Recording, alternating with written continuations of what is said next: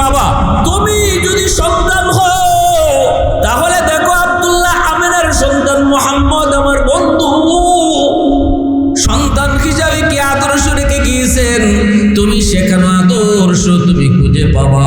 শাম সিরিয়ায় রাসূল ব্যবসা করেছেন, তুমি যদি ব্যবসায়ী হও ব্যবসার ক্ষেত্রে শাম সিরিয়ার সফল ব্যবসায়ী মুহাম্মদুর রাসূলুল্লাহ ব্যবসার ক্ষেত্রে তুমি নমুনা পাবা, ঠিক কি না?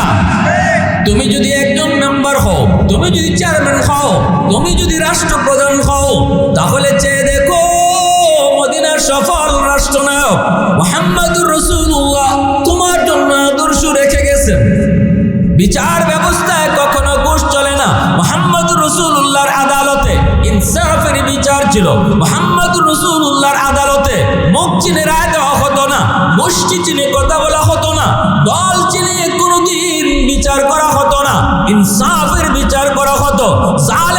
জালেম তার পরিচয়, মজলুমের পক্ষে রায় দিত।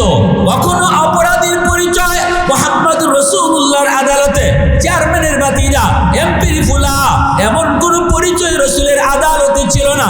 চোরের পরিচয় ছিল চোর, ডাকাতের পরিচয় ছিল ডাকাত, দুর্নীতিবাজের পরিচয় ছিল দুর্নীতিবাজ, সন্ত্রাসীর পরিচয় ছিল সন্ত্রাসী। মুহাম্মদুর রাসূলুল্লাহর আদালত ইহুদিরা পর্যন্ত নিজেদের বিচার ব্যবস্থা নিজেদের নেতার কাছে যেত না। তাদের মধ্যে কোনো ঝগড়া হলে মুহাম্মদুর রাসূলুল্লাহর আদালতে নিয়ে হাজির হতো। একবার আল্লাহর নবী কাছে বিচার নিয়ে হাজির হলো একজন মুসলমান আর একজন হলো ইহুদি। দুইজনে লাগছে দ্বন্দ্ব। ইহুদি বলতেছে আমাদের নেতার কাছে বিচার নিয়ে যাওয়া লাগবে না, তোমাদের নবীর কাছে চলো বিচার নিয়ে যাব। মুসলমান যে হ্যাঁ আইসে নবীর কাছে, আইসে দুজনের জবানবন্দি নবী শুনেছেন, কিন্তু আল্লাহর নবীর জবানবন্দি শুই না। তারপরে সাক্ষী প্রমাণের ভিত্তিতে রাসূল রায় দিলেন ইহুদির পক্ষে, মুসলমানের বিপক্ষে। নবীর আদালতে রায় চলছে ইহুদির পক্ষে, মুসলমানের বিপক্ষে। কিন্তু এই মুসলমান সে মানতে রাজি হলো না। সে মনে মনে ভাবছে নবী যেহেতু আমিও যেহেতু মুসলমান, রাসূলও মুসলমান, অতএব মুসলমানের খাতিরে নবী আমার পক্ষে রায় দিবে। কিন্তু আল্লাহর নবীর আদালতে যে ইনসাফের বিচার চলে এই খবরদার নাই। পরে জানা গেছে এই লোকটার নামে ছিল মুসলমান, মূলত ছিল মুনাফিক। মূলত সুরত ধরছে মুসলমানের, কিন্তু মূলত ছিল মুনাফিক। নবীজির বিচার তার ভালো লাগলো না। সে বলতেছে চলো ওমরের কাছে যাই। তার মনে মনে ইচ্ছা হলো যে ওমর তো অনেক গরম মানুষ, অতএব বিধর্মীদের ব্যাপারে অনেক শক্ত, অনেক গরম। ওমরের কাছে গেলে অবশ্যই বিচার আমি পাবো। গেছে। ইহুদি কয় তোমাদের নবীর রায় তুমি মানো না? কয় মানি, কিন্তু ওমরের রায়টা আরেকটু ভালো হইব, একটু কি হইব, একটু ভালো হইব। গেছে পরে হযরত ওমর রাদিয়াল্লাহু তাআলা আনহু বলতেছেন কি ব্যাপার? ইহুদি বলতেছে আমাদের দুজনের মধ্যে একটা ঝগড়া, আমরা বিচার নিয়ে গেছিলাম তোমাদের নবীর কাছে, নবী যে আমার পক্ষে রায় দিয়েছেন সব কিছু শুনে, কিন্তু সে এই রায় মানতে রাজি না, আপনার কাছে আপিল করছে। হযরত ওমর বলে এটা কোন জাতের আপিল? হাইকোর্ট থেকে জজ কোর্টে আপিল হয় না, আপিল তো হয় জজ কোর্ট থেকে হাইকোর্টে, ঠিক না? নি নিচ থেকে উপরে, এটাতে আইসে উপর থেকে নিচে। তো হযরত ওমর বলেন তে আমি বিচারে রায় করতেছি, একটু অপেক্ষা করো। হযরত ওমর নরম না গরম? একটু আওয়াজ আসতে কেন, জোরে কম, আরো জোরে।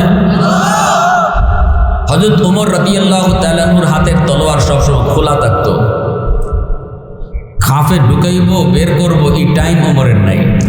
কারণ যখন যেখানে, এজন্য আল্লাহ রসুল বলছেন যে আমার ওমর যে রাস্তা দিয়ে যায় শয়তান এই রাস্তা দিয়ে যায় না, শয়তান এই রাস্তা দিয়েই যায় না, ওমর যেদিকে আয়। আল্লাহ রসুল বলেন সবার সাথে শয়তান থাকে, কিন্তু আমার ওমরের সাথে শয়তান থাকে না। সাহাবীরা জিজ্ঞেস করেছিলেন ইয়া রাসূলুল্লাহ আপনার সাথেও কি শয়তান থাকে? নবীরই জিজ্ঞেসেন একজন সাহাবী।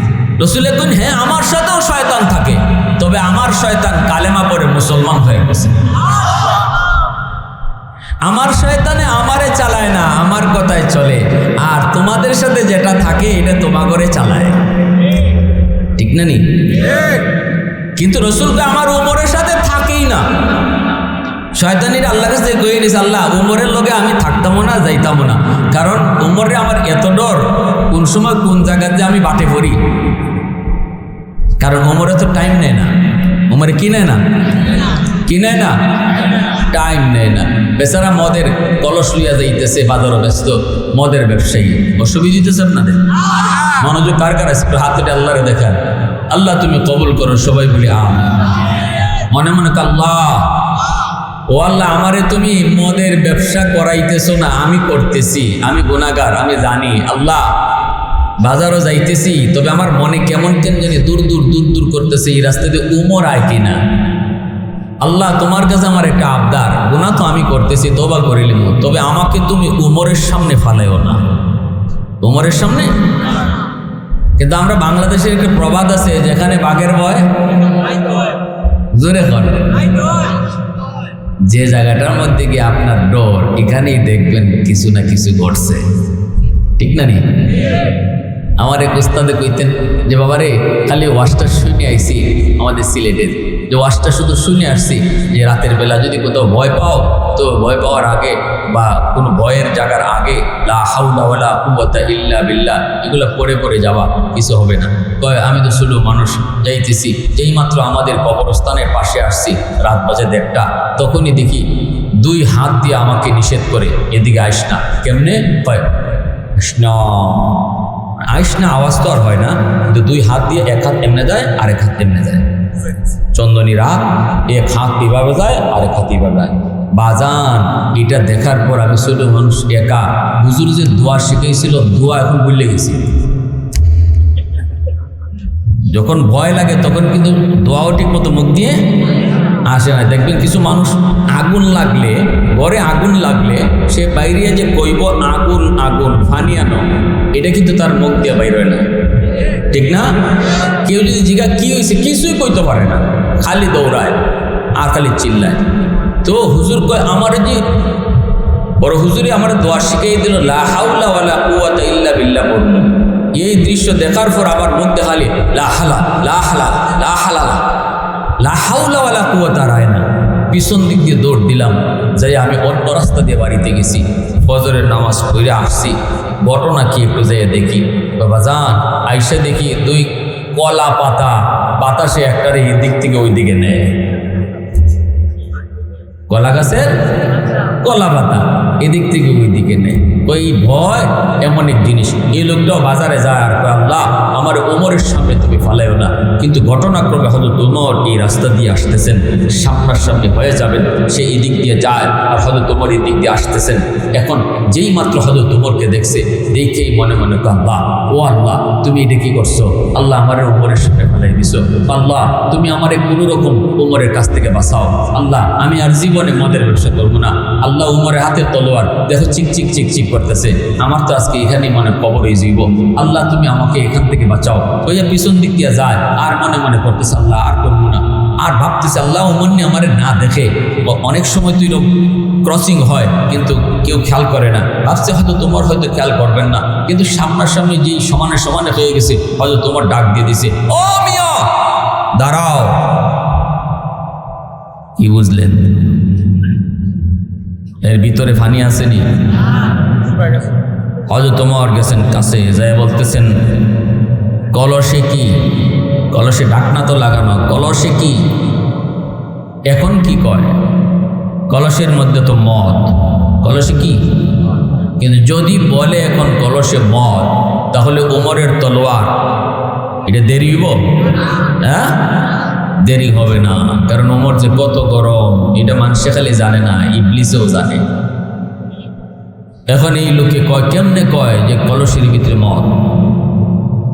শরীর কাঁপতেছে লোকটার, মনে মনে কয় কি কই, আল্লাহ তুমি আমারে বাঁচাও, তওবা করলাম, জীবনে আর কোনোদিন মদের ব্যবসা করবো না, মদ খাইবো না। কোন গুনার কাজে যাবো না, তওবা করেছি গো মালিক। এমন ভাবে দিলে দিলে তওবা কইরা কয় কলসের মধ্যে দুধ। হযরত ওমর জিজ্ঞেসেন কলসে কি? কই তো মদ, কিন্তু মদ না কইরা কয় দুধ। কি কয়? আর মনে মনে ভাবলো, মনে কয় ওমর তিনি বলবেন ঠিক আছে চলে যাও, দেখতে আর চাইবেন না। হয়তো মনে করছে ওমর আর দেখতে চাইবেন না, কিন্তু না না গো, ওমর কয় ডাকনা সরাও, ডাকনা। এখন কি করব? কইছে তো দুধ, বাস্তবে হলো মদ। ডাকনা সরায় যদি দেখা যায় মদ, তাহলে ওমরের মেজাজ আরো গরম হইব। অবস্থা তো খারাপ, ডাকনা সরাইতে যায়, হাতটা কাঁপতেছে, হাতটা কাঁপতেছে, বডিটা পর্যন্ত কাঁপতেছে, চোখের পানি জড়ায় ফেলছে, মাথাটা নিচু হয়ে গেছে, নিচের দিকে মাথা নিয়ে চোখের পানি ধরা ধরা কইতেছে মালিক, অন্তরের কথা কেউ শুনে না, কিন্তু তুমি তো শুনো। তওবা করার জন্য তওবাকারী ইমাম সাহেবের কাছে নিজের গুনাহ কইতে হয় না, মেম্বারের কাছেও গুনাহ কইতে হয় না, চেয়ারম্যানের কাছেও গুনাহ কইতে হয় না, বাপমার কাছেও গুনাহ কইতে হয় না, পীরের কাছেও গুনাহ বলতে হয় না। আল্লাহ মনে মনে তওবাকারী, তওবা করলে তুমি তার কথা শুনো। আল্লাহ তুমি তো তার কথা শুনো, আমি তওবা করেছি আর জীবনে এই গুনার পথে চলবো না গো। চোখের পানি জড়ায় ধরে, চোখের পানি জড়ায় হাতটা যখন বাড়াইছে, হাতটা কাঁপে, বডিও কাঁপে, ডাকনাটা সরায় আর মনে মনে কয় এখনই তো আমার কল্লাটা আলোক হয়ে যাবে। ডাকনাটা সরাইতে আল্লাহু আকবার তাকায় দেখে কলস ভরা মদ। আল্লাহ পাক মুহূর্তের ভিতরে দুধ বানিয়ে দিছেন। মুসলমানের আওয়াজ কো আল্লাহু আকবার, আরো জোরে আল্লাহু আকবার। আলহামদুলিল্লাহ কাদ্দারা খাইরাও ওয়া খাবালা, আলহামদুলিল্লাহ কাদ্দারা খাইরাও ওয়া খাবালা, ওয়া শুকরু লিমান সাওয়ারা হুসনাহু ওয়া জামালা, ফারদুন সামাদুন আন সিফাতিল খালকি বারিউন, রব্বুন আযালিয়্যুন খালাকাল খালকা কামালা, লা দিদ্দা ওয়ালা নিদ্দা ওয়ালা হাদ্দা লিমাওলা, লা দিদ্দা ওয়ালা নিদ্দা ওয়ালা হাদ্দা লিমাওলা, আল আনা কামা কানা ওয়ালাম ইয়ালকাদা ওয়ালা, আল আনা কামা কানা ওয়ালাম ইয়ালকাদা ওয়ালা। মুসলমানের আওয়াজ কো আল্লাহু আকবার। এজন্যই বলতেছিলাম রে ভাই, আমার নবী মায়ের নবী, দয়ার নবী বলতেছেন উম্মতের দল, আমি নবীকে আল্লাহ পাক তোমাদের জন্য মডেল বানিয়ে পাঠাইছে। মডেল, তুমি যদি একজন সামাজিক মানুষ হও, সমাজে আমি রাসূল কেমনে চলছি আমার থেকে তুমি শিক্ষা নাও। ঘর তুমি কেমনে চালাইবা, আমি রাসূল ঘর চালাইছি। ব্যবসায়ী যদি হও, ব্যবসার ক্ষেত্রে মডেল নাও। সর্ব জায়গায় রাসূল মডেল রেখেছেন। আল্লাহ নবী রহমতের নবী সাহাবায়ে কেরামদেরকে নিয়ে বসা, ওই অবস্থায় দেখা যায় একজন বুড়া মহিলা নবীজির দিকে আসতেছেন, লাঠি দিয়ে বর দিয়া। সাহাবায়ে কেরাম তারা দেখলেন রহমতের নবী, দু জাহানের বাদশাহ। ওই বৃদ্ধা মহিলাকে দেখা মাত্রই নবীজি দাঁড়ায় গেলেন। দাঁড়ায় নবীজি ওই মহিলার দিকে দৌড় শুরু করলেন। সাহাবীদেরকে কিছুই বললেন না, বেহুশ হয়ে দৌড় শুরু করলেন। কাছে কাছে যে রাসূল চোখের পানি ধরে কাঁদতে কয়, মা কেন কষ্ট করে তুমি আমার কাছে এসেছো? আমাকে খবর দিলে তো আমি রাসূল তোমার দরবারে চলে যেতাম। নবী কাঁদে, চোখের পানি মুছেন।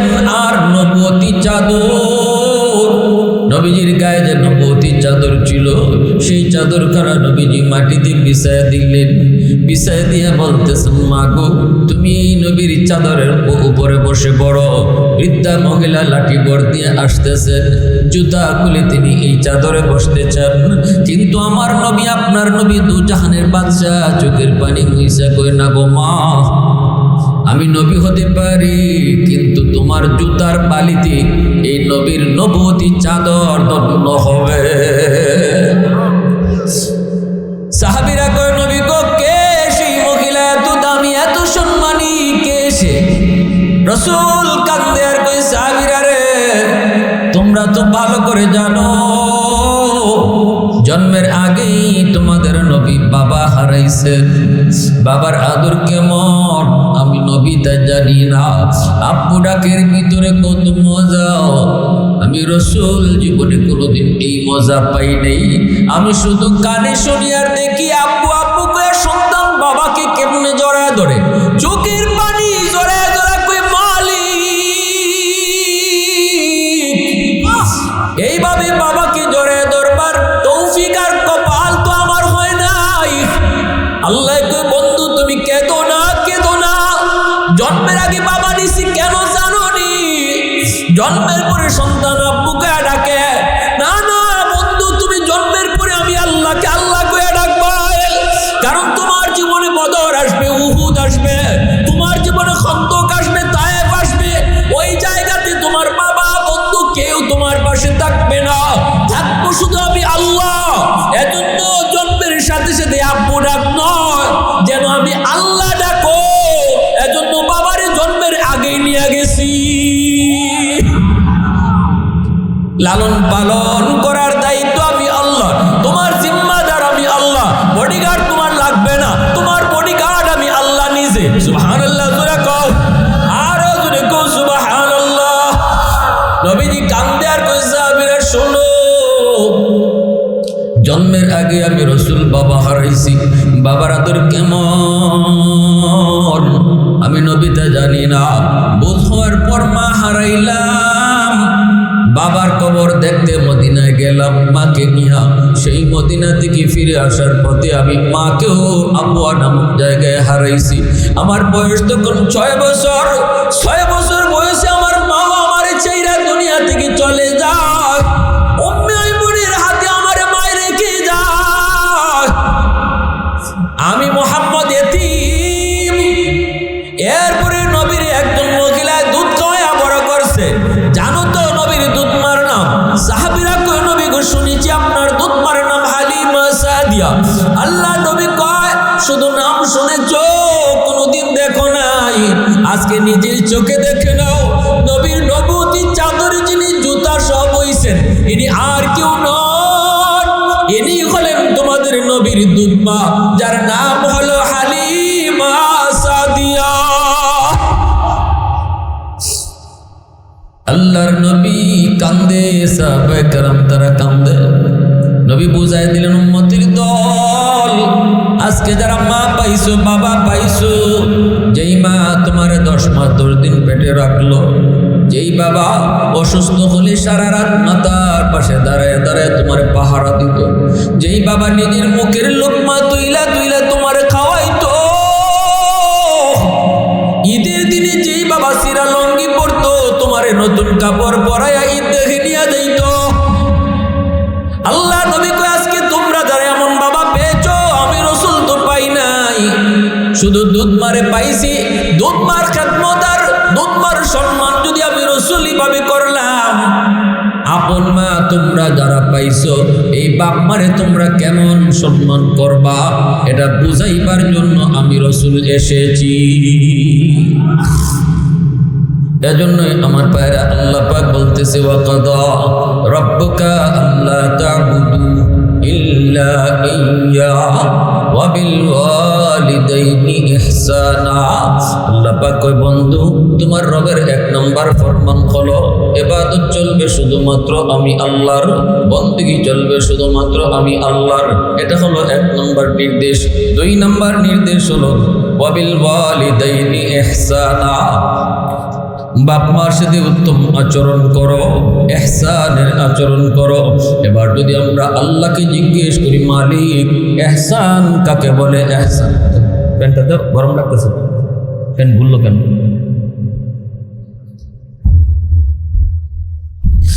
ইহসান কাকে বলে মালিক? ইহসান কারে কয়? এবার আল্লাহ পাক নিজেই তাফসীর শুরু করে দিলেন, ইম্মা ইয়াবলুগান্না ইনদাকাল কিবারা আহাদুহুমা আও কিলাহুমা ফালা তাকুল লাহুমা উফ ওয়ালা তানহারহুমা ওয়া কুল লাহুমা কাওলান কারীমা। আল্লাহ বলতেছেন, জানোনি কেমনে বাপ মার সাথে উত্তম আচরণ তুমি করবা? আল্লাহ বলেন, মা বাবার সাথে এমন কোনো আচরণ তুমি কইরো না যে আচরণে মার মুখ থেকে আহ শব্দ বের হয়, বাবার মুখ থেকে আহ উহ শব্দ বের হয়, অথবা বাপ মার কথায় তুমিও মুখ থেকে আহ উহ শব্দ বের করবা না। আল্লাহ বলেন, ধমক দিও না, বাপ মার সাথে কিরিমিরি খায়া তুমি কথা কইও না। পৃথিবীতে একমাত্র কবিরা গুনাহ বাপ মার সাথে বেয়াদবির যুবক, যে গুনাহটার শাস্তি আল্লাহ পাক মরণের আগে আগে দুনিয়াতে নগদ দিয়া দেয়। যেই সন্তানে মারে খাওয়াইতো না, বাবারা খাওয়াবে না, যেই সন্তানে মার সাথে খারাপ আচরণ করবে, যেই সন্তানে বাবারে বের করে দিবে, অপেক্ষায় থাকো, মরণের আগে আগে আল্লাহ তোমার নগদ শাস্তি দিব দুনিয়ায়। নগদ উকুকুল ওয়ালিদাইন ফাইন্নাহু ইউআজ্জালু লিসাহিবিহি ক্বাবলাল মামাত। আমি আপনাদের সামনে এই জমিনে বাপ মার সাথে ভালো আচরণ কইরা কি ফলাফল পাইছে, কি পুরস্কার পেয়েছে দুনিয়াতে নগদ একটা বাস্তব ঘটনা বলবো, আর বাপ মার সাথে বেয়াদবি করার কারণে দুনিয়াতে কি নগদ শাস্তি পেয়েছে এরও একটা বাস্তব ঘটনা শোনাইবো। কার কার মনোযোগ আছে একটু হাত তুলে আল্লাহরে দেখান। আল্লাহ তুমি কবুল করো, সবাই বলি আমিন। আরো জোরে আমিন। লিল্লাহে তাকবীর। হয় নাই? আরো জোরে লিল্লাহে তাকবীর। আরো জোরে লিল্লাহে তাকবীর। আল্লাহ তুমি কবুল করো, সবাই বলি আমিন। বেরা বন্ধুরা, এবার আল্লাহ পাক বলতেছেন, শোনো, বাপ মার সাথে ধমক দিও না, কিরিমিরি খায় কথা কইও না। বুড়া বয়সে মা যখন বৃদ্ধা হয়ে যায়, বাবা যখন বৃদ্ধ হয়ে যায়, কবরে বাবার জোর নাই, হাঁটুতে বাবার জোর নাই, বাবার পকেটে টাকা নাই, বাবার ঔষধ লাগলে বাবাই নিজে কিনতে পারে না, তুমি সন্তানের কাছেই চায়। আজকে তুমি সন্তান বাবার জিনিস পুরা করতেছো, বাবার ঔষধ আনতেছো, তোমার কাছে বাবাই চায়। একটা দিন তুমিও বাবার কাছে চাইছো। শিশুকালের কথা ইয়াদ করে দেখো, শিশুকালে তোমার পকেটে টাকা ছিল না, তোমার কিছু লাগলে বাবার কাছে চাইতা, আব্বু আমার জন্য মজা নিয়ে আইসো, আব্বু আমার জন্য শীতের কাপড় নিয়ে আইসো, আব্বু আমার জন্য জুতা কিনে নিয়ে আইসো। একটু চিন্তা করে দেখো, শিশুকালে তুমি তোমার বাবার কাছে চেয়েছো, ওই সময় তোমার বাবা তোমার আবদার কেমনি পূরণ করেছিল যুবক? একবারও তোমার ধমক দেয় নাই, তোমার গালিও দেয় নাই। পারবে কি পারবে না, কিনতে পারবে কি পারবে না, সেই তৌফিক আছে কি নাই সেটাও তোমার বুঝতে দেয় নাই। গালে চুমু দিয়া বাবা বাজারে চলে গেছে, বাজারে দিয়ে যদি দেখছে পকেটে টাকা নাই, বন্ধুর কাছ থেকে ঋণ কইরা ধার কইরা তোমার জন্য মজা নিয়ে আসছে, কারণ জানে বাড়িতে গেলে পরে আমার সন্তান আমার কাছে চাইবো। ধার করছে, ঋণ কইরা তোমার জন্য নিয়ে আইছে। আজকে ওই বাবা তোমার কাছে ঔষধ চায়, আজকে ওই বাবা তোমার কাছে শীতের কাপড় চায়। ধমক দিও না, চোখ লাল করো না, এই কথা কইও না তোমার খালি ওটা লাগবে, এটা লাগবে, ওটা লাগবে। ওই একটু শিশুকালের কথা ইয়াদ কইরো। শিশুকালে কিন্তু তোমার বাবা নিজেরটা আগে কিনে নেই, তোমারটা আগে কিনছে। শীতের দিন আইলে পরে বাবা শীতের পোশাক আগে নিজেরটা কিনে নেই, তোমার মাটাও আগে কিনে, তোমার শীতের কাপড় আগে কিনছে। ঠিক কিনা জোরে কও। আল্লাহ পাক কয়, বন্ধু, ওয়াসআলুনাকা মাযা ইউনফিকুন কুল মা আনফাকতুম মিন খায়র ফালিল ওয়ালিদাইনি ওয়াল আকরাবিন। আল্লাহ পাক কয়, বন্ধু, মানুষ তোমার কাছে জানতে চায় সম্পদ কোন জায়গায় ব্যয় করবে, টাকা পয়সা কোন জায়গায় খরচ করবে, তোমার কাছে এটা জানতে চায়।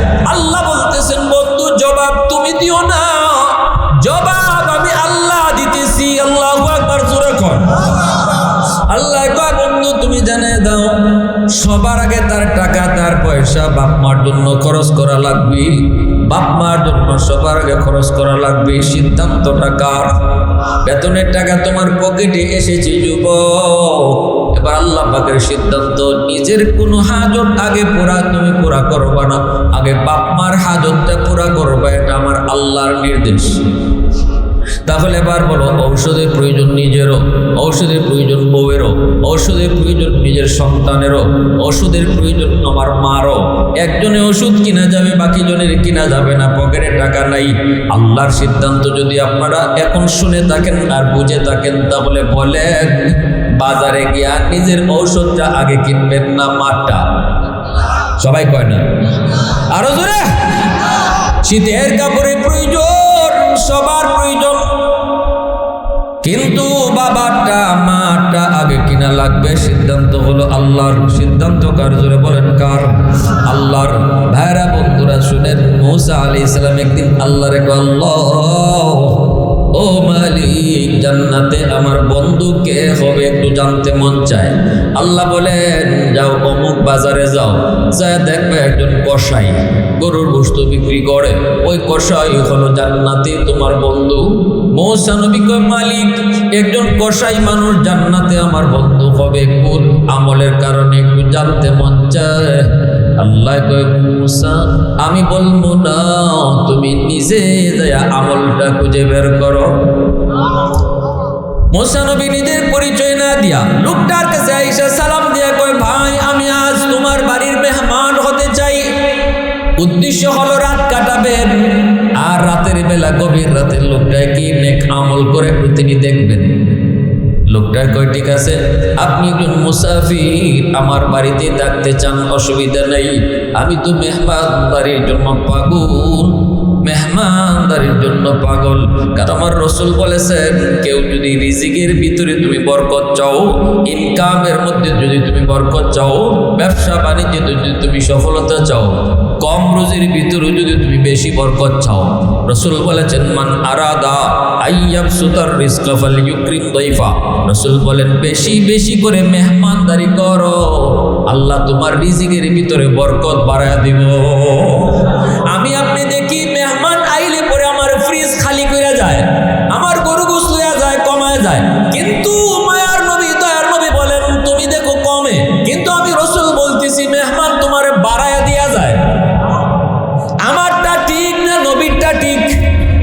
আমার দেখা ঠিক নয়, আমার রসুলের দেখাটাই ঠিক। রসুল বলেছেন মেহমান এসে কমায় না, মেহমান এসে বাড়ায়া দিয়া যায়, বাড়ায়া দিয়া যায়। ওই লোকটা কয়, ভাই মুসাফির চলো আমার বাড়িতে তুমি মেহমান হওয়ার জন্য চলো। মূসা নবী তার সাথে বাড়িতে চললেন। উদ্দেশ্য হলো লোকটার কি এমন নেক আমল, যে নেক আমলের কারণে লোকটা জান্নাতে মূসা নবীর বন্ধু হয়ে গেল। আল্লাহ পাক তারে বন্ধু বানিয়ে দিল। গেলেন তো গেলেন, যে দেখেন লোকটা বউয়ের রুমে আগে ঢুকলো না, সন্তানের কাছেও আগে গেল না, নানা কারো কাছে আগে গেল না। মা যেই রুমটাতে শুয়ে আছে গো, ওই বৃদ্ধা মা যেই বিছানায় পড়ে আছে, ওই রুমটাতে আগে দেয় ঢুইকা মাকে কোলে উঠাইয়া কপালে একটা চুমা দিয়া, হাতের মধ্যে যেই খানাটা ছিল পায়েস, এই পায়েসটা তোলায়া তোলায়া মারে খাওয়াইতেছে। কবুতরের বাচ্চার মতো হয়ে গেছে, মা পাকা হয়ে গেছে, পূজা হয়ে গেছে। ওই মারে কুলে তুইলা কপালে চুমো দিয়া নিজের হাতে মারে তুলায় তুলায় খাওয়াইতেছি। তার ছোট ছোট দুইটা বাচ্চা দৌড় দিয়া আইসা বাবার পা ধরে ধরে কাঁদদের, কই বাবা সারাদিন কিছু খাই নাই, পেটে বড় ক্ষুধা, বাবা খানা দিবানি। তখন সন্তানের মাথায় হাত বুলা